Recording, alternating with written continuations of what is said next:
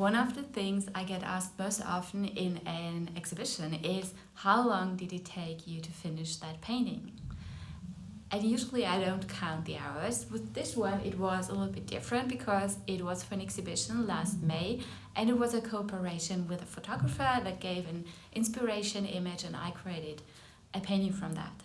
So it was kind of like a commission, and I've also filmed it with the thought in mind that I will publish the video in my membership.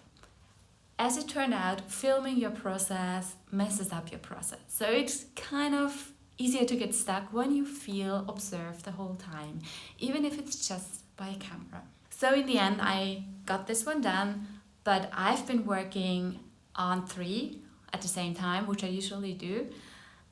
And the other one did not make the finish line. It wasn't necessary to finish more than 1, but usually when I create a series, I want to finish them approximately at the same point in time, because when you stop working on something and then you go back like 2 or 3 months later, you are in a different mind space, different energy, different exploration, and usually that changes the painting a lot, and there's maybe less cohesion with the previous one.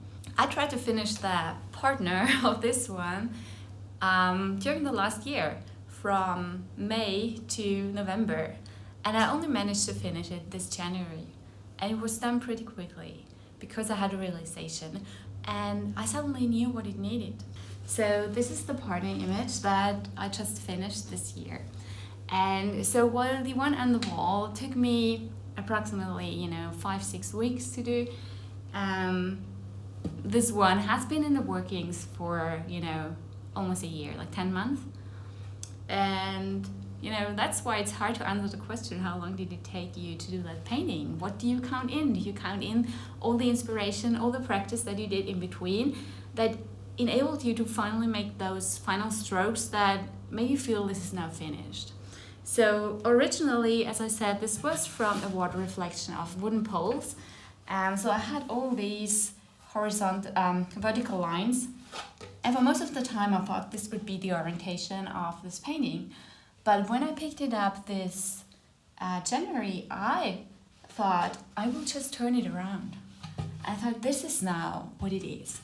And why did my mind open up to that? Because I had been doing a lot of exploration on abstracted landscapes. And I suddenly saw a landscape here.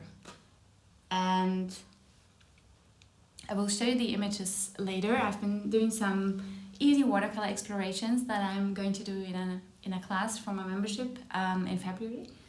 And I suddenly knew that this would be this orientation, and also I brought in an element of collage, this lighter element, and I've been doing some reflections and doing a mood board, and what came out from that in the end of December was that a theme that I want to explore is calm. And with that in mind, both the landscape explorations and calm, the painting was more or less done because I, calmed down this area. There was a lot of all of these verticals were really strong.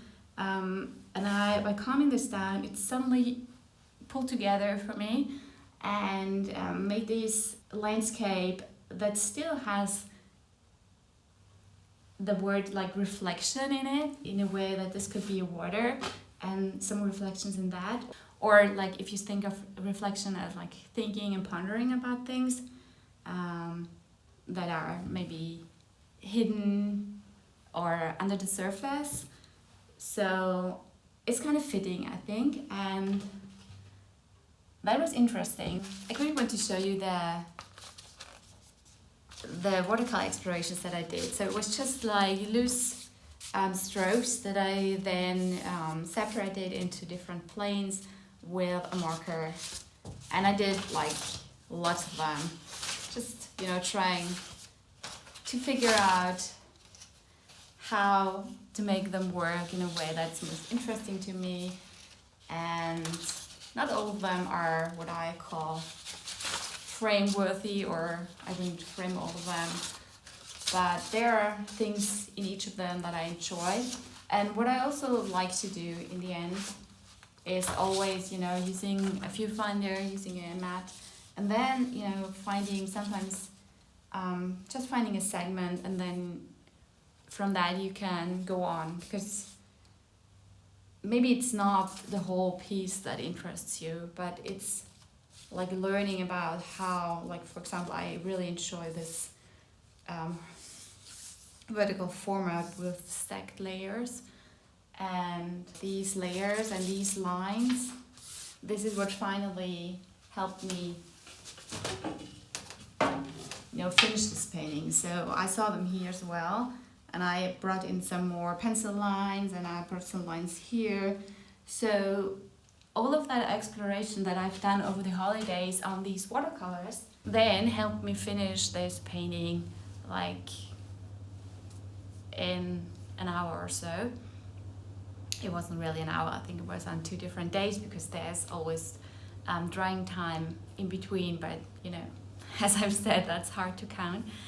And yeah, so I did this survey with my email subscribers, and one of them said they would love more daring projects, and this really struck a chord with me in a way that I also want to do more daring projects. And I've started, you can see slightly here on the side, some loose charcoal drawings with poured paint and things like that.